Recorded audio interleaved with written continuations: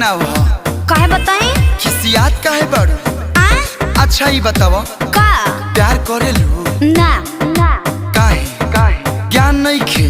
ज्ञान तो बढ़ले बा लेकिन करब ना। काहे लेकिन करब ना। अरे काहे कोनो दिक्कत? एहिंगा एहिंगा हाँ एहिंगा। भाव सुनो भइलू मिरिया तहार 16 बरिस के होई तोहर प्यार ले लो पाना पे लिख